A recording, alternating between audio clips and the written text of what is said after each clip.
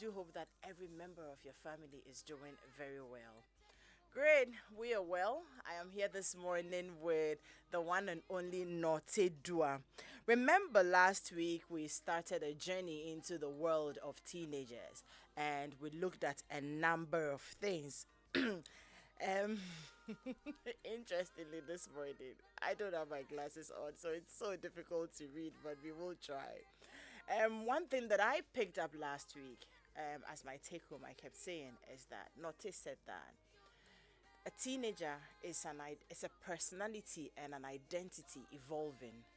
That has stuck in my head so much that we tabled our topic around that what impacts the evolution and the identity of this teenager, all the things that impact it, because then we parents, we need to know to be able to help them define or find that identity.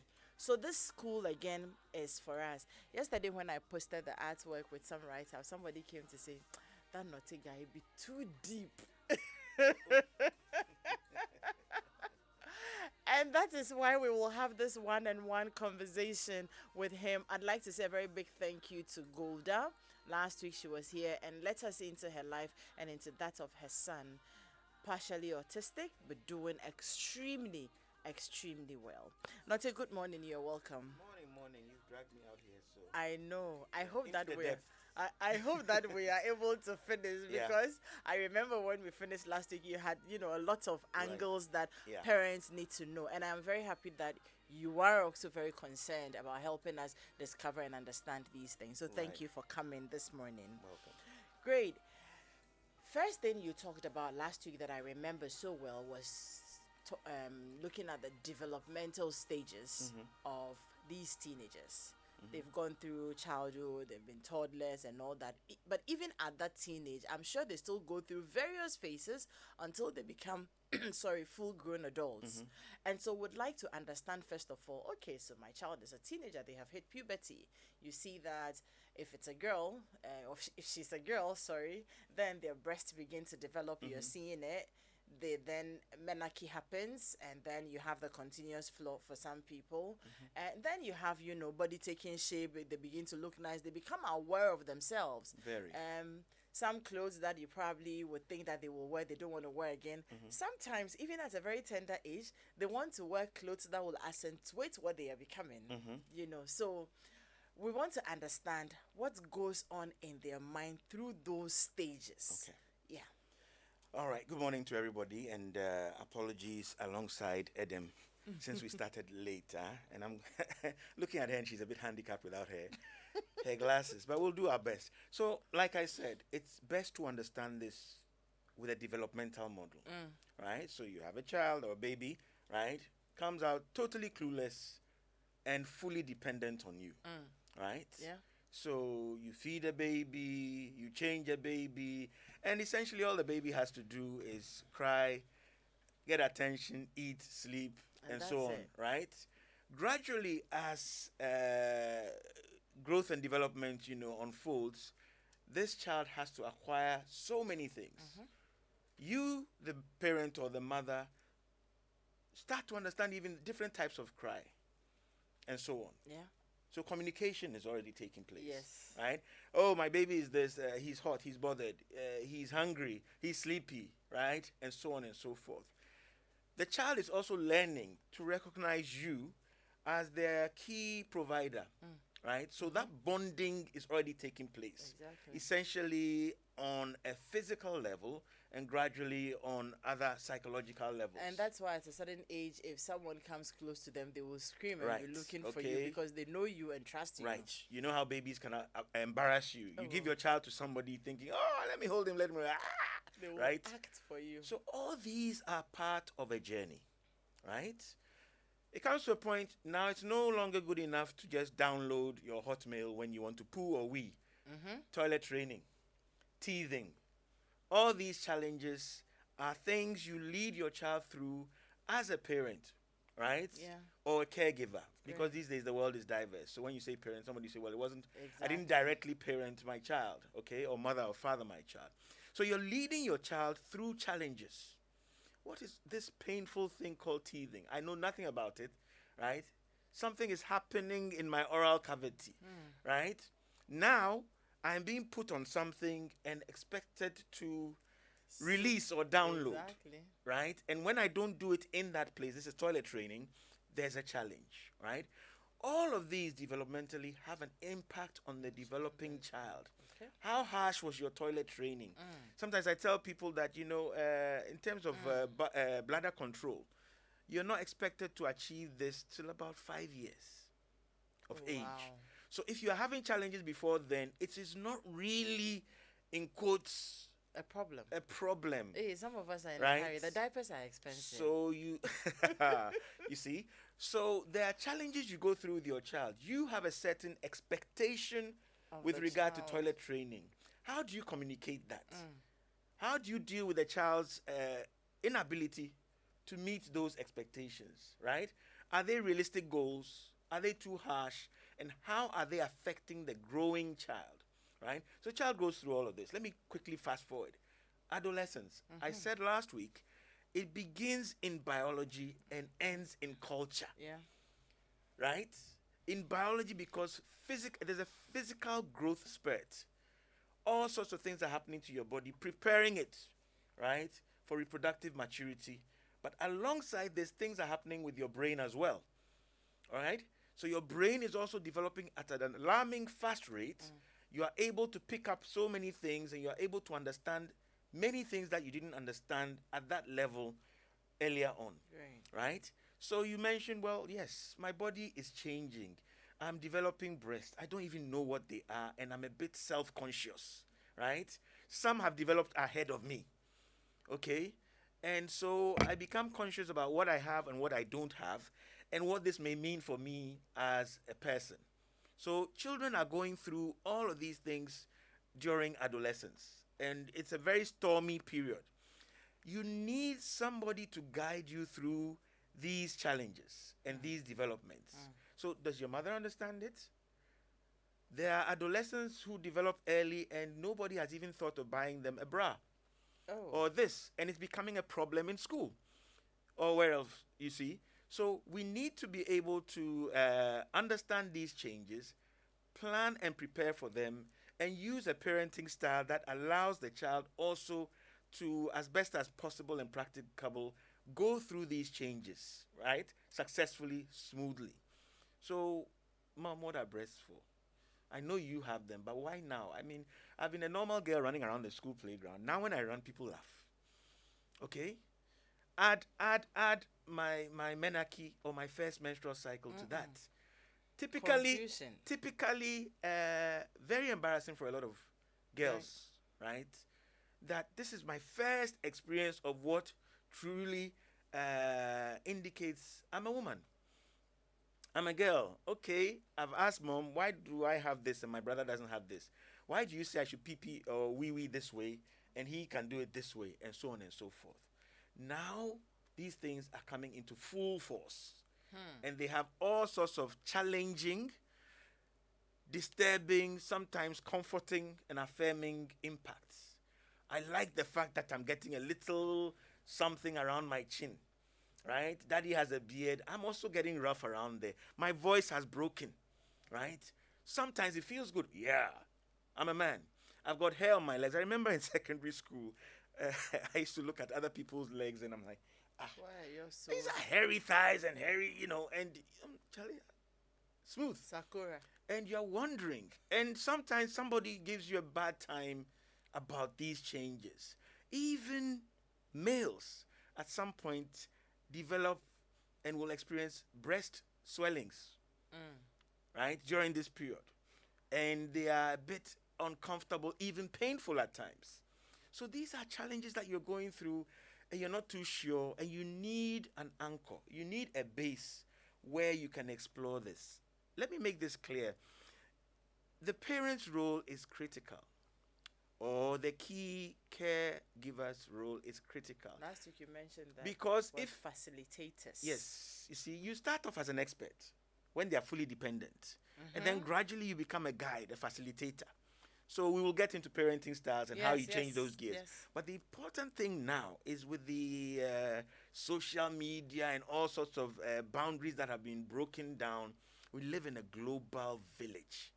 So, Edem, your failure to parent and accompany your child through these trials and challenges means that that vacuum can be filled by Oh, anything yes.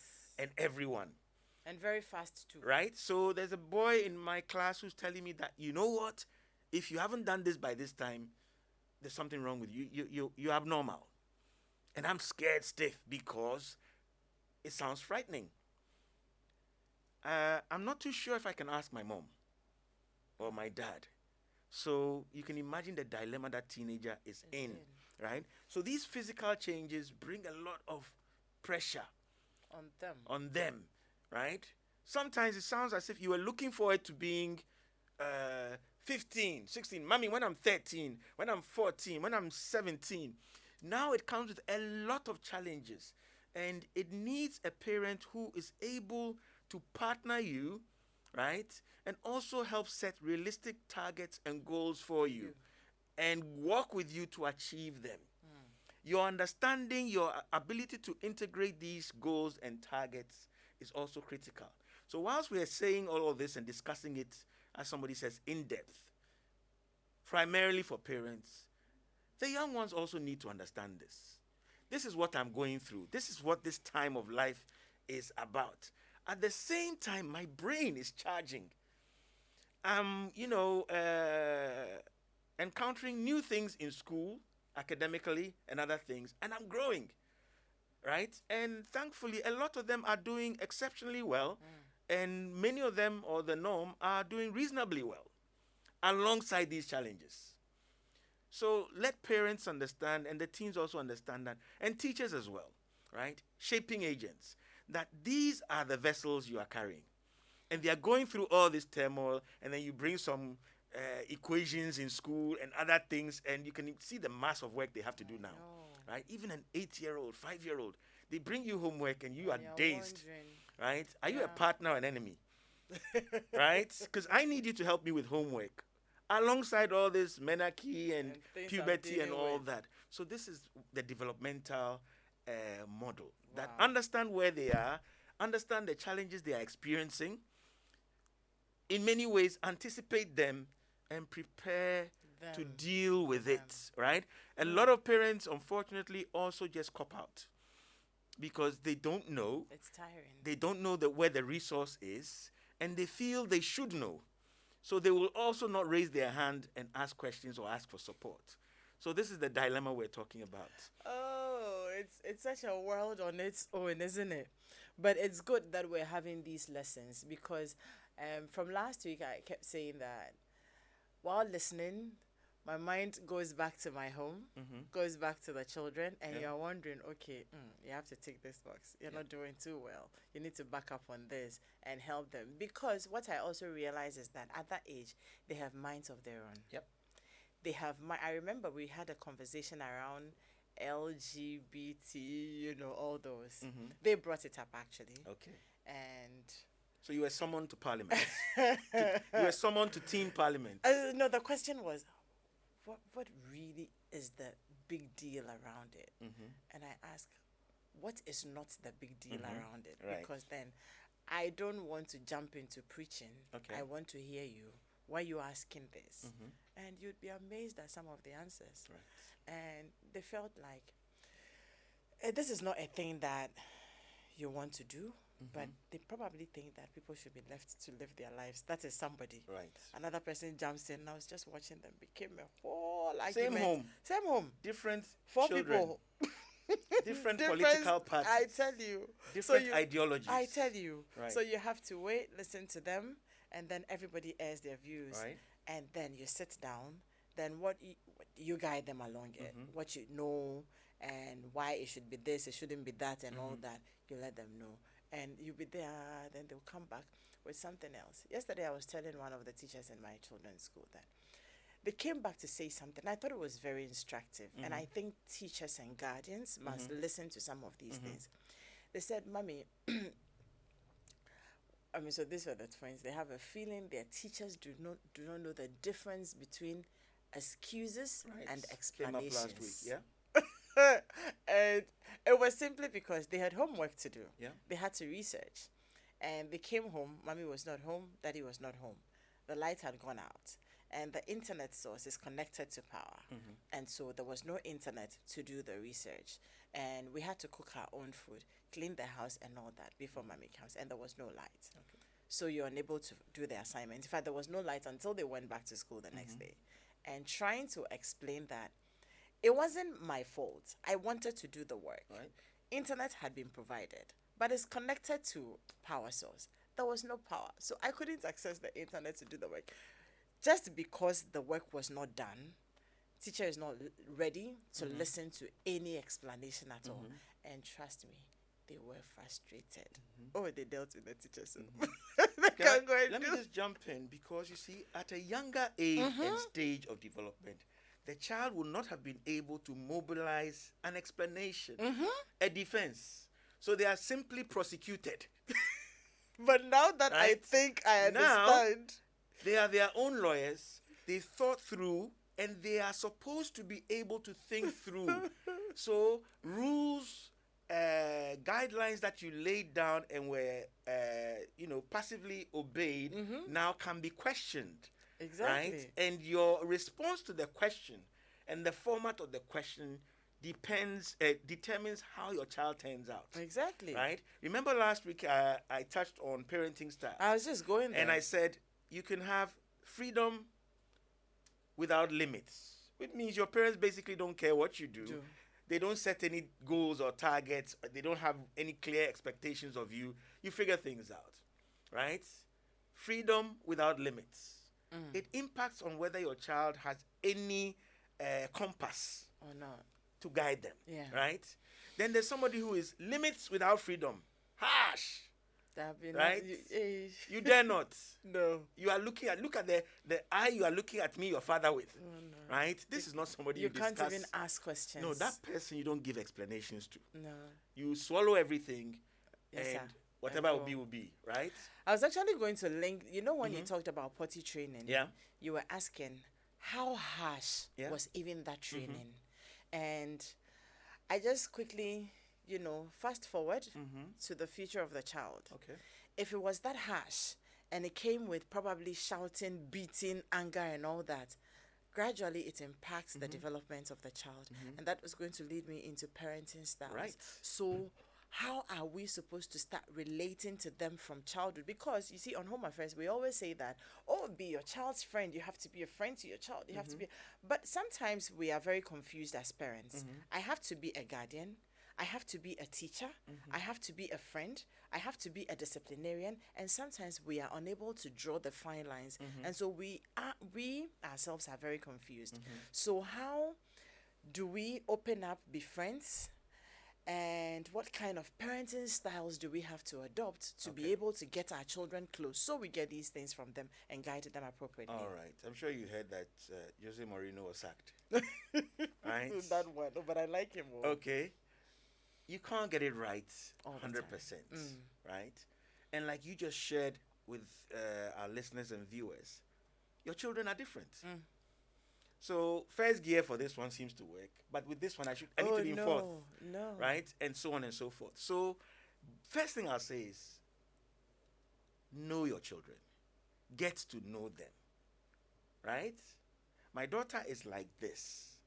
My daughter is the kind who will get up and get ready, so you don't go banging on her door, waking her up. But There's another one. her sister Yeah. is like this, Eh. right? Because that must inform your style. It's an interesting Right? world. Parenting is leadership. So even if I bring it to the politics, how do our leaders listen to us? Do we think we have an input into the journey, into the decisions, and so on and so forth, right? So it's important to know your children and their different temperaments and uniqueness, right? So that you don't try to apply one size fits all. What if we're tempted to compare? Because the other one, who probably seems to be, quite manageable or do things on their own without you having to complete, that person gives you a lot of comfort. Yeah. And you're so frustrated and wondering, why can't you be just like that person? Well, by all means, it's natural and normal to compare, but do make an informed comparison and then benefit from the product of that comparison. Okay. So Jojo will not wake up.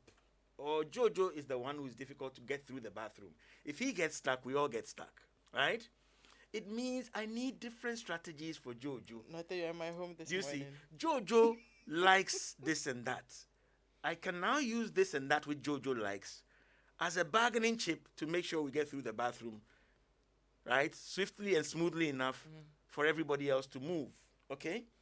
Jojo is basically motivated by the fact that I have withheld this thing he likes and made it contingent or dependent on him getting ready this number of days and so on and so forth. Gradually, the hope is that Jojo will not need that kind of carrot and stick, right?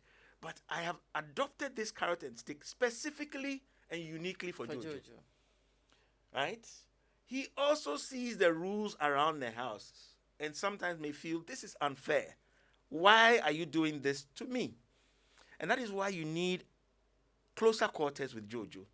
Do you see? We have what we call situational leadership and we have situational parenting. That based on the situation and the specifics and the uniqueness of the child, you tune your strategies to suit the child and the situation, right? So this is something we need to know. With this child and this task, which is time limited, you have to get ready and write this exam, right? So there's time pressure. So I don't have the liberties like a government saying we're going around building consensus. I don't have the liberty to be having meetings and plenty things. But I must also, by duty and by obligation, set clear, understandable steps and targets for you. Sometimes all you've done is yell at the child and you haven't really communicated. Nothing. Right? And they're standing there. Now, what do you see? You need to calm down and focus. What do I want to achieve with this child and how best can I do it? And sometimes, And when, let me finish. Just when they achieve it, because it's been so stressful for you, do you even affirm, acknowledge, applaud that we actually did this? Gosh, you are ready. Charlie, that's my boy. Let's go. Let's jump in the car. Today we'll be at school on time, right? Sometimes we fail to reinforce and affirm the desirable outcome, even when it happens, right? Because we feel the child is so difficult that you are not now going to pamper you and praise you. So, mommy, today I've struggled and I was ready. I bathed and we're in the car on time. You haven't even smiled at me, right? And they're at that stage where it matters. Sorry, it does. Oh, yes. Okay? So kids benefit from thank you, well done, and so on and so forth. You haven't said thank you. But in our culture where, hey, you are Manya one, okay? Mother Supreme. Right? Mother so of all. after blasting you and everything, you get it done. But I have no thank you for you. And I see you with a sibling of mine, and you are all lovey-dovey. It hurts. Yeah. Okay? That child puts in extra effort to just barely make it in class. Do you see? But they also require that affirmation, which now gives them confidence.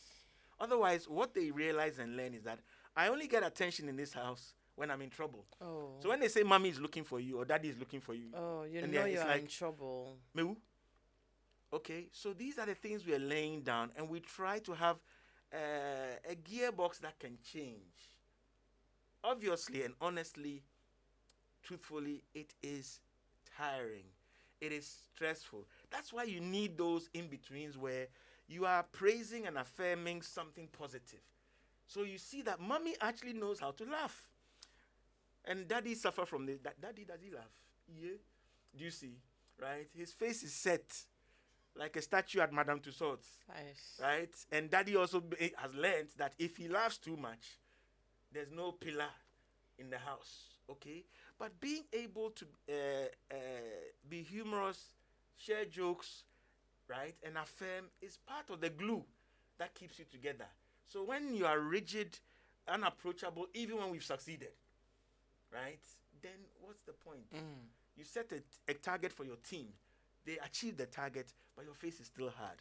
So that the achievement is meaningless.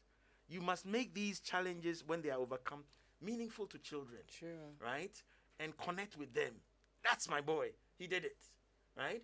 He rides the bike without any assistance, and yay! You Same did with it. academic work. Same with keeping his room tidy. Same with cleaning the bathroom after you use it. Right? And not leaving the toothpaste with the cap off. Right? So these are the things. They are difficult, but with each child, there's a strategy. This one needs more structure, right, to achieve something small. This one with barely no structure achieves a lot.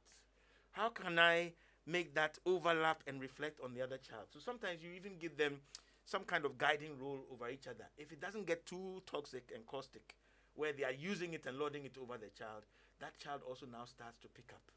So you're moving the whole gang, so to speak, along.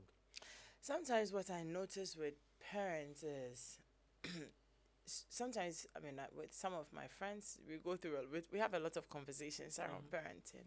You realize that just because the child is developing, you're expecting so much from them without you even really teaching them. You think that just because you're growing, you should know. You should know. You know, and there's a friend I actually had a very big, argument with, because my question to him was that, what have you taught this child for which reason you're demanding so much of him? Because I know you're very unavailable. Right. I know you haven't really been there. You haven't been there for this boy. So why are you so upset when he makes little mistakes? Like, you go like, he's like, my son is about 9 years and he's unable to lace his shoes. And I am just wondering, how so? Because when we were kids, by age 5, you were doing all of these things for yourself and all that. And I'm like, okay, who is guiding the child? He's a single parent and lives with a boy with a house help. And the child has all the gadgets in the world around him. And you're expecting that what? He goes on the internet and learns how to lace his shoe or bathe well and everything, And sometimes he gets so frustrated. And because of that, he said he wanted to get married. Like, you want to get married because you want somebody to raise your child. And this person refuses to see his own defects. How you're unable to guide this child, and all that. So the point I'm driving home is that sometimes we parents make mistakes and think that just because you are no longer a toddler, you're no longer a little child, you should by all means know, when you are not really involved in bringing them up that way. So for everything Noti has said, it is very important that you are there and acknowledge the challenges they go through. He rightly also said that when they make progresses, we should be able to, little words of reward, acknowledge Celebrate. it. Exactly. Right. So that they want to do more. But we feel like, you have done it. Next time, do better. Better, do better. You see, you must retain that relevance in your child's life. If you want me to Google African and parents, find out, we are particularly not like that. Yeah. Ona. If you want me to Google and find out, it's like your students getting their notes and everything. What do they need a lecturer for? You lose your premium and your relevance in your child's life. Everything I found out from myself. Do you see? And so what's the purpose of mommy or daddy? They are just a biological fact I have to live with. Don't get into that trap. If you don't know, explore with them. Let's go find out. Do you see? Let's go online together and find out, right? Rather than being this rigid, unapproachable, 2 known, 3 known, right? And they'll give you nicknames. They'll have names for you, or the same way they have nicknames for their teachers, right? I know somebody, they nicknamed their father Ayatollah. Another had nicknamed their father Rabbi, right? Why they have a nickname for their father? You don't want to say it on air, otherwise you're not driving home. But you see, they tell you he doesn't know. He doesn't know, so you're part of the plot. Right. So these are the things. How do you communicate? How do you lead? What's your leadership like? right? Because sometimes the same person can spank you or punish you, and you still love them and you still want to be close to them. Yeah. Do you see? So this is the important glue that you need to have in there. All right. I was last in class, and Daddy and I sat down, had a serious talk, and we set targets that look meaningful. And there were also maybe discussed rewards. It's not bribery. A reward doesn't have to be material. It's just You see, encouragement. right? But it just shows you that I have faith that you can do it. That's why Yeah. I've even thought of a reward and not just a punishment. True. I'll say that again. Because I set up a reward incentive system for you, it means I have some faith and confidence and belief in you and your ability to get that reward. Right? But if Yeah. all I talk about are sanctions and punishments, right, then really, I'm just waiting for you to mess up. How does that make me your parent or your friend? Right? I only come into your life when you are in trouble and you've messed up. Do you see? Yeah, we admit this job is very Right? difficult. And it's not a job you applied for. No. It doesn't have an advert that tells you everything. And there's no vacation, no leave, no sick, I tell whatever. you. And so it is better you do it the proper way than unskilled casual labor. Do you see? You must have wanted to become a parent. You see, if you fell into this job, Adam, accidentally, and now it's hurting you in all these ways, can you imagine what you transfer to your kids? You cry. When I was pregnant with you, do you know what I went through? And a child can tell you at this stage we're talking about that, I'm tired of hearing what you sacrificed for me. Right? Every day, the slightest thing, then you give me a whole Lecture. manifesto or whatever about how much you've lost because of me. How do you think that makes your child feel? I should have gone here. I didn't do my master's because of you. Parents do that. And parents download Wow. because already they have lost some sense of control. Wow. So out of frustration, you can download all this, and a child hears things they didn't even know about. Wow. And suddenly they're walking around school or somewhere feeling they are a problem. Oh, Right? that must really hurt. They are a problem. And they don't know how to get themselves out of this problem. There's few times it seems like it feels good to belong. Something goes wrong and then there's boom. And it gets worse if you have both parents present in your life, but they do not communicate or cooperate. So they set different standards. This one says this one says that, and you are confused, but you still get into trouble. I was going to come to that. Talk about homes where there is, at that age too, especially when they become teenagers, you also notice that there's a lot of sibling rivalry. Yeah. This person has this, I don't have it. Why don't you do this? And then when you have a home where the parents are not in agreement, they have their issues that they are not resolving immediately. So it's like even the parents in the home are living separate lives. And then you have these children who are trying to define themselves. And sometimes because they realize that mommy and daddy are not on the same page, they try to play the two of you. It's called And everybody psychology. everybody wants to be in the other person's good books. I'm talking about the parents. Yeah. Sometimes the parents want to come across like I am the best when it comes to, because I do ABC for you, and the other parent is also saying the same, and you leave the child in the middle. And these are children or teenagers whom, still referring to what you said, because for me that's very instructive. They are, trying to evolve to find their personalities and their identities, and they're living in such a complex home. How do these impact them, and what are we supposed to know as parents? Because we do know that we don't always have ideal homes. So what do you do?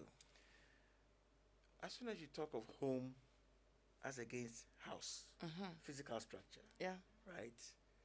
At least we're getting somewhere, yeah. right? If there's confusion, then you are laying down a template for your children to see.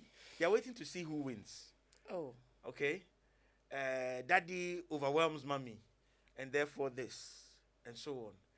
they are integrating and downloading these templates. And sometimes you find they ask you questions because they've heard something from their friends which may be different. Do you see? Mommy, why don't you and daddy come with us or come to PTA together? My friend Michael's mom and dad always come together. It is something that is going to challenge you. You see? Because the child has seen this and it looks lovely. But they realize they don't have it. And they realize they will never have it. Meanwhile, there is mommy and daddy. It's There's not mommy like and daddy, one is away. right? So they're looking at this PTA meeting or this request from the school for parents to come, and they know one person typically will not be there, right? And they start to ask. So you need to work on this jointly, if you are together, to make sure they get a sense of balance. And you need to be able to back each other up on the goals, the targets, the rules, and so on and so forth. So if your communication is poor, then how are you going to, it's like, where are the kids? Oh, they're on midterms. Oh, I didn't know. A child notes that his father or whoever it is does not know when he or she is on midterms, and it bothers them. Depending on the family dynamic and the home, he cannot say to daddy that, daddy, you've never been to this or that. But as they get older, they challenge you. They say, you know what? You fail. Your failure is legendary. You are not there when I did this. You are not this when I did that. And a child who has built a sense of esteem and confidence can challenge you like that.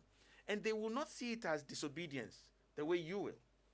They feel they are reaching out to you and telling you something which is known.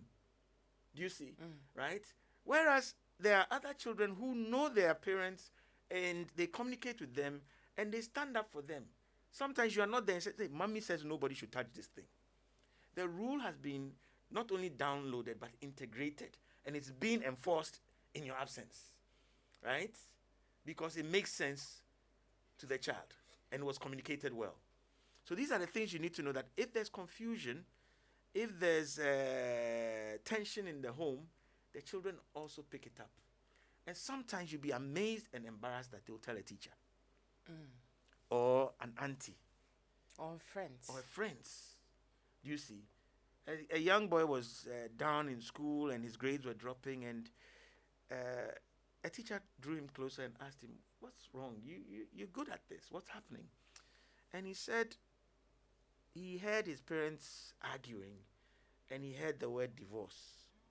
And that's it. And he had looked it up. And he's scared of having to make a choice between mommy or My daddy. heart is broken. Right? This is what he told his teacher. That he's scared that he would get to a point where he has to choose mommy or daddy over the other. And this was his dilemma, and his grades were falling. It's affecting him so bad. So now the teacher also had a dilemma. I need to call these parents and draw their attention to this. Am I too nosy, overreaching my boundaries as a teacher, or is this something I should do? So I got a call that, this is something that came up, and how do we handle it? So we had to figure out how best to bring these things up. Sometimes the way I do it is that I get the school to organize talks which are general. You know how you can go to church and the pastor is preaching, but this is me. You. Right? He's talking to me. But it kind of brings the issues up and then makes it easier to get parents in to discuss some of these things and get some support. Right? So this teenager we're talking about, who's still finding out who he or she is going through all of these things. According to daddy, I'm a problem. And sometimes you hear when the arguments come up, your son, this is your father talking to you, your mother, Ubano. And so sometimes kids come up and they say, at that age, am I really your son? Your son or was there an issue? Because I've heard this come up several times in arguments. And you are oblivious of the fact that all these arrows and bullets you are firing are hitting the child. Children who are hearing this thing. And you think you had an argument in your room. No. Right? So there are children who've grown up knowing how to listen at windows and doors. You won't see them. They eavesdrop because They are trying to find out who they are, whether they matter, and so on and so forth. Do you see? Yeah. Right? So you've got to be mindful that you're on duty all the time. Do you see? If you Oh. use foul, profane language and your child blurts something out in class or in school, and then you tell the teacher that, I don't know where he learned that from. Sometimes I tell parents, you can be insulting your child's teacher in the car on the way home. It's not deliberate. And you don't know, but the child also, in loyalty, now has an attitude towards the teacher. Why you cry? My father says you are this, right? You've got to be careful because you are laying down templates for them to follow, right? Where your anchor is firm, right? Then you know where to go, even in distress. Now, take a quick follow up to that. I mean, so this is the situation we're painting and the conversation we're having right now. Looks like a home that there is an argument that we're thinking could be fixed. Have conversations and fix them. But where the children, I mean, we had conversations, three or four conversations prior to this, teenage world thing we're doing. Where you live in a home, an abusive home, where perpetually there is no peace, there's always a fight, and you're still expected to grow and to be well shaped up from such a home. How is that possible? And when you parents, you realize that this journey you are on as couples is leading nowhere, but you have children in there that you're raising, I am wondering what we think the children are learning, So when you have children growing up in such homes that the parents themselves are unable to do anything about, and the children can't do anything about it too, what happens? First thing is, Adam, are we able to actually acknowledge when our homes are dysfunctional? Okay. What is the dysfunctional home? What does it look like? Because we could be living in the top class area in Accra. Nice house, nice car and everything, but our home is dysfunctional. So we are already trapped in measuring the wrong things. Do you see? When we want to say, this boy comes from a good home, we are looking at, his school uniform, his this, his that, and that means he comes from a good home.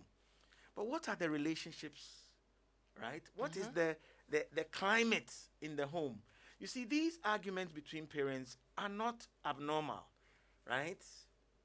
But we're talking of a pattern and not an incident.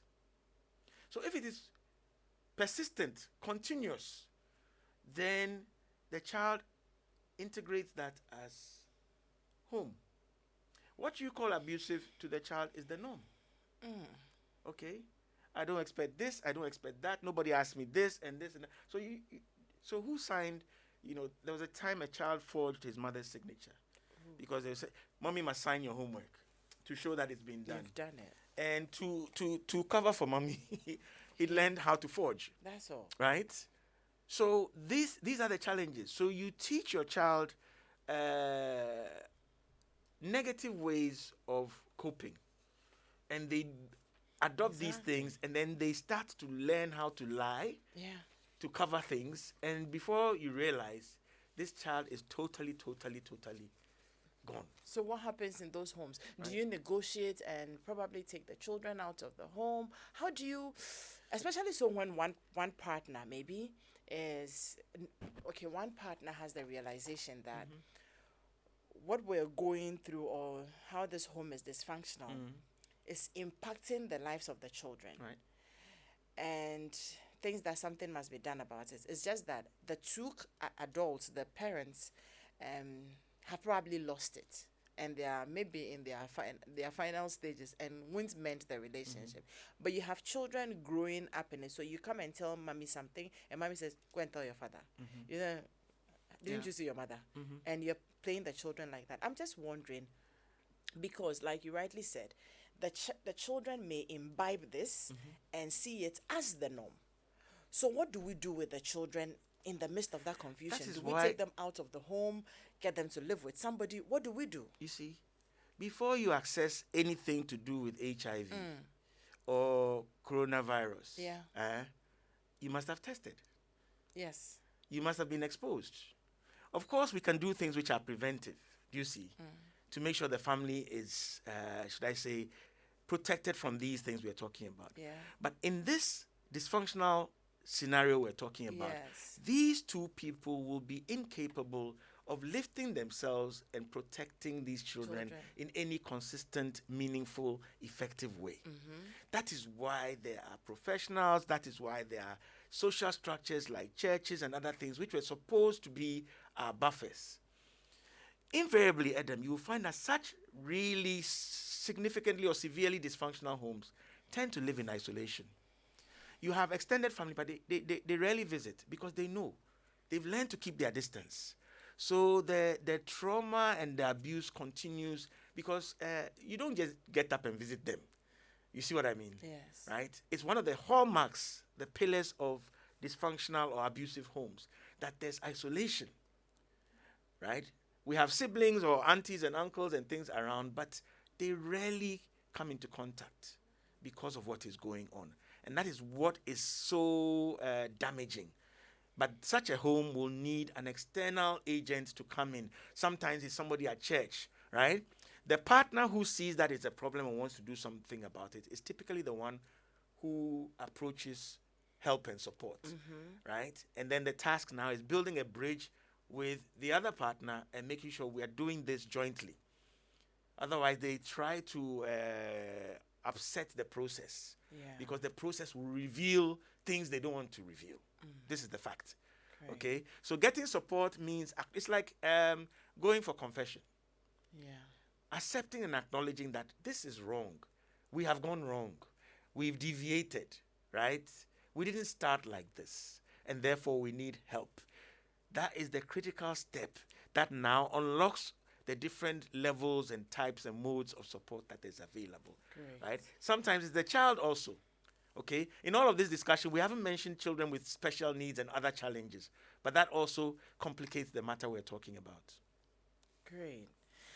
I asked this because, again, looking back to the conversations we had prior to this, and we've talked about why would a man want to do this? Why would a woman want to do this? Why would you want to do this to your partner?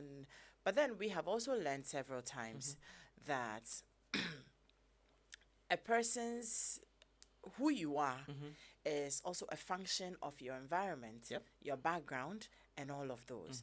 So it's important we are saying these things and knowing that otherwise it will just become a vicious cycle.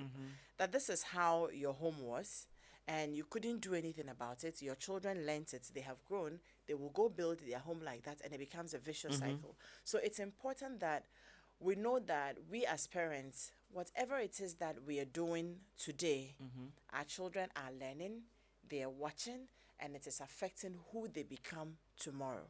So like Note has said, there definitely must be one person in the midst of that confusion who is a bit calm, who would need to go and look for professional help. And I guess at certain points in time, professional help for a home like that won't be okay, let's deal with our problems, because probably you people have resigned yourself to fate and say that this marriage isn't working, maybe. But if you can get help on how the two of you can work together in the interest of the children, so that we don't end up having little boys who are so greedy, who think that it is okay to just kill somebody just to make money, is very, very, very important. Now, I'll come back to you, Note, shortly, and we have a bit of time. So I want us to talk about a bit of peer pressure. We also want to look at how we can guide our children in the direction of their dreams and their ambitions, and maybe talk about how we can guide them when you realize that they begin to have interest in the opposite sex and then begin to have sexual urges, what we need to do at those ages. But let me remind you that Home Affairs is brought to you by Koba Payments App. Koba, our lives simplified. Obey Joe, Daniela. So we say that weekends are for chilling. They say, but with Koba, every minute of your time is like a party. Koba makes life simple. It allows you to transfer funds across all banks, all bank accounts, or mobile money wallets.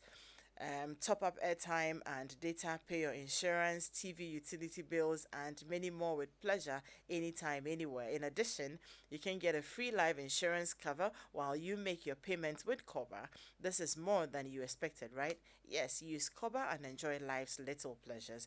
Download Cobra on Cobra is Korba on Play Store or App Store, or access via WhatsApp channel 0242426186, or just dial star 365 hash. Koba, our lives simplified. And yay, how Mama had me.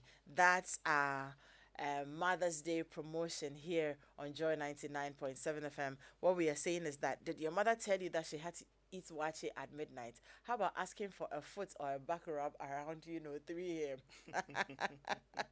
And indeed, the mood swings, the hormonal imbalances, the weight gains, the health challenges, and all that mothers have to deal with, from conception through to the pangs of labor, all through to delivery and nurturing you. And so we're saying that this year we're celebrating mothers through our birth stories. Just ask your mama or your guardian how you were had. Okay, so from when mama realized that she was pregnant with you, what were the expectations, her trips to the hospital, the emotions, the anxieties, the drama sometimes, oh my world. And then through labor, and sometimes I was telling somebody yesterday that you go to the labor one and they tell you, oh, we can't hear the FH, and then you're like, oh, what is that? Fetal heartbeat and all that, and how they felt about all those. So you want them to tell you that story, and in just half a page, send it to us via WhatsApp 0551111997 and hashtag how mama had me. Also send us 5 pictures of you and your mother. We'll do something very beautiful with those pictures for you, and then we will celebrate mothers. So don't lose out on this promotion. You will be amazed at the prizes we have. When we say we are celebrating mothers, now you'll be amazed at the prizes we have for mama. So get to it right now. 0551111997. Just send us your entries, half a page, how mama had you, and then 5 pictures. You can put it in a slideshow and send to us. That's basically it. And don't forget, COVID is still here, so avoid touching your face because you can get the virus on your hands. From touching surfaces like doorknobs, laptops, and cell phones. Also, avoid touching your mouth, nose, and eyes, or biting your fingernails to prevent the virus from getting into your body. Do not shake hands and hug people. For now, do not share personal items. Cover your mouth and nose when you cough or sneeze. This one says, Adam, my 3-year-old is my 3-year-old and a week. Oh, okay, so the child is 3 years and has asked why her thing. Okay, Wasn't like Papa, Papa. a schoolmate of Yeah. hers. Okay. Where did she go see her? And seriously consider speaking to her about this. Okay. Oh, so they stopped exposing their nakedness. All right. So exactly. she's seen something in school. That's why I was asking, where did she go see it? So the boys and girls, they all go to Wee Wee together. Maybe at that age, you're thinking it's not very harmful. Yeah. Parenting these days, dear, Ajinyame and home affairs. So I have started advising her on who can touch her in the confidential, who can't. This is Elikem. And then someone sent a message earlier that says that today, oh, how could we not know? No, but I would have known that today is Dr. Paddy's birthday. Oh, Paddy Aite. Yes. Oh. Hey, Doc, happy birthday to birthday. you. Don't worry, the phone calls will come. You and I, we have a lunch date we haven't, There's another one lower down, and then which says, I call my mother Sledgehammer. Like, oh, it's gone. Oh. Nicknames. Somebody calls their mom Sledgehammer. Was it that? All right.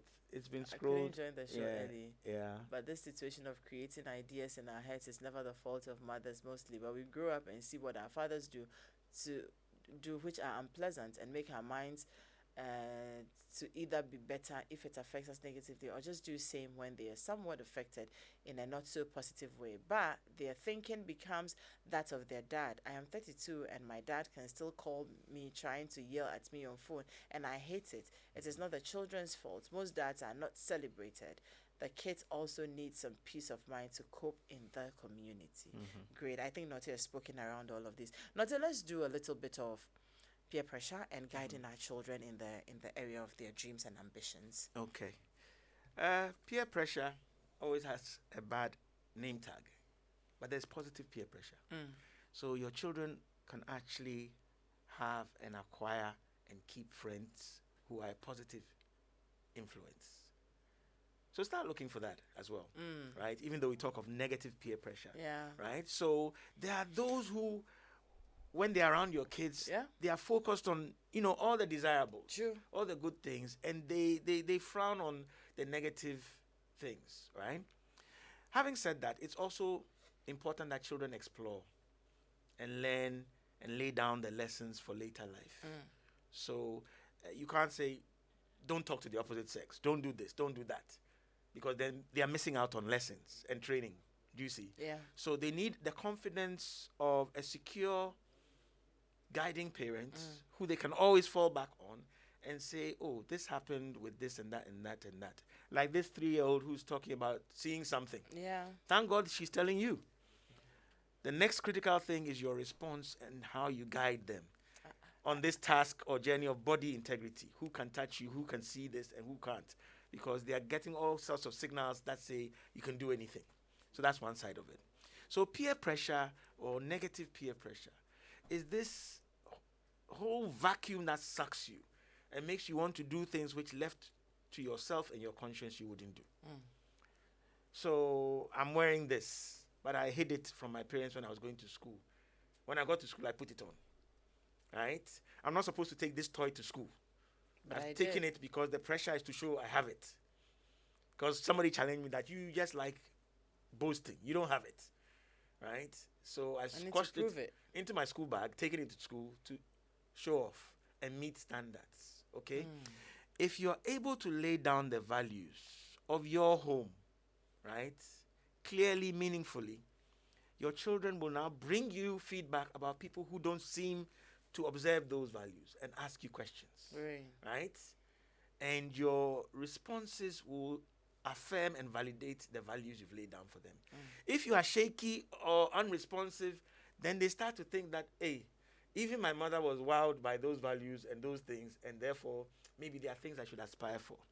So I need to be able to explain to my child how this really is not a good thing to go for, right? And how also I am grateful they have told me and alerted me about things they are exposed to. And then that kind of insulates them against negative peer pressure. The feedback loop is always important because the pressure will always be there, right? So am I the one they are telling? Right? So first thing, be in there. Be in the dressing room in the first place, right? Because that's the rehearsal. Now they are on the pitch. So be in your child's dressing room and be able to impact on their thinking in a calm, reassuring way. If you are doing it in crisis mode, it typically will have a lot of errors and frustration. Calmly, okay, my friend in class talked about kissing so and so, and you blow up. That's the end of the story. The kiss was just the tip of the iceberg. Do you see? I wanted to tell mommy or daddy the real deal, but just the kiss that I mentioned, hey, Kojo Mensah's daughter did what? And then it becomes, then your child has learned an important lesson. Sharing with mommy or daddy doesn't work. Okay? Really? When did this happen? And so this, and then they tell you more. Okay? So you've got to be in there. Don't define yourself out of there and you'll be able to help them, right? We know that adolescents, despite all the things I described, in possession of good, reliable information and guidance, make the right choices. So sometimes you think, well, sex education, it's really sexuality education. It's not just about the act. Do you see? It teaches you about the value of your body and so many other things. And it is something you need to broach and approach. I tell parents in Africa that we have so many opportunities because our children see lizards, they see goats being slaughtered, and they can ask you when a goat or a chicken has been killed, Mommy, what is this part? That is your biology lesson, free, downloaded. That is the time you get to talk to them about some of these things. Do you see? Right? But parents they see a goat doing it. Somebody says their child commented on how their dogs do it. Right? And they were embarrassed. Okay? So they know and they see their dogs copulating or having sex. And you, the parent, have blinkers on. You say you don't see. and it can't be talked about, then they'll go and get the resource elsewhere. So we are rich in opportunities. Note, just hold on. Yeah. That's a request for you. Yeah. Good morning, Adam and Note. Thank you for the good work. Please, can we have Note on your program every month? Well, if she puts me up at Kempinski and a car comes from me, I'm sure I'll gladly wake Don't up. worry, we'll have that conversation with Note. We need his head. So you see, here you are. You are sorting out the pieces of a goat that you bought had been killed and everything.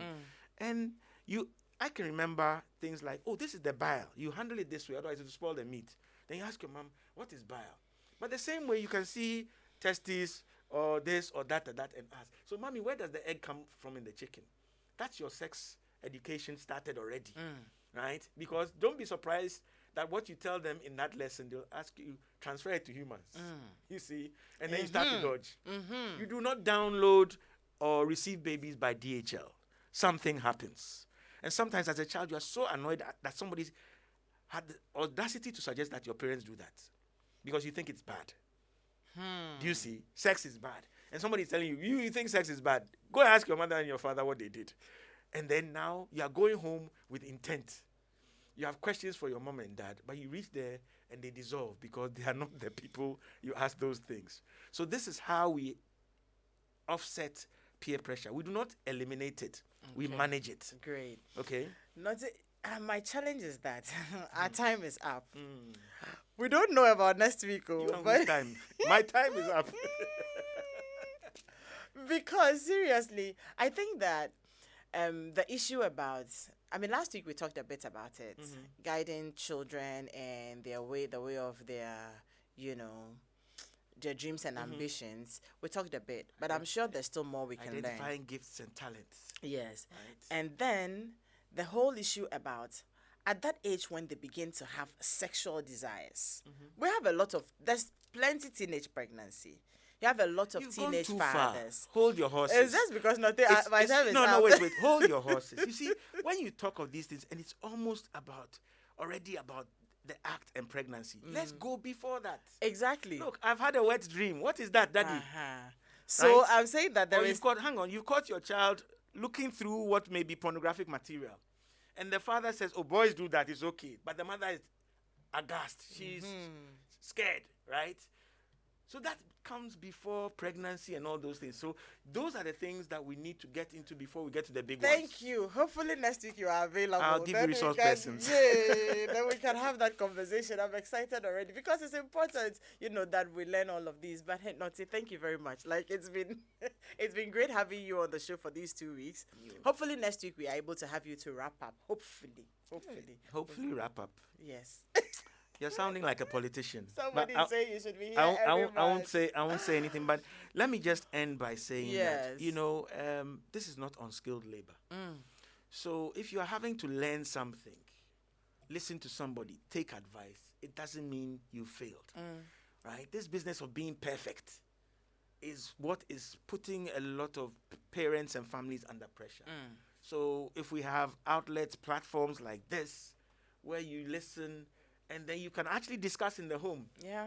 Somebody is listening in fear because they cannot bring it up to their partner. So I'm hoping we can do more of this. Great. Thank you very much. Hoping I can make myself available. Yes. Thank you very much. So, don't worry, we're going to put our quotes, most of the things that were said, so that at least you can be referring to them from time to time. We all need it. And then we all need it. And let me just quickly say that happy birthday to you, Michaela. Mrs. Knight, today is your birthday. Happy birthday to you. Oh, happy birthday. Grow in grace and, Gamanye. Gamanye. Happy birthday to you from all of us here. And then to that, Parry, do happy birthday to you as well. Hey, my Volta Syrian family, happy birthday to all of you. Enjoy the weekend. Hopefully, prayerfully, next week, we will be here again to look into the lives of our children. My name is Adam Knight Tay, and Daniela is here. Thank you. Mauli, thank you. Fairboy, thank you. Clement, everybody who has supported us this morning, we say thank you very much. Weekend City Show is up next. News File comes up, and then you will have Sports Link with Nathaniel Ato. Then George Quay, Philip Nye, and the whole team will do Showbiz A to Z. Then Billy comes up with Flashback. Then DJ Black comes up with the open house party. Our Saturday is packed and with fun trouble for you. Don't miss it. Thank you. We're out. Mensa dia mi shit shrimmy ni papai. Ni atinka minya. And sign we a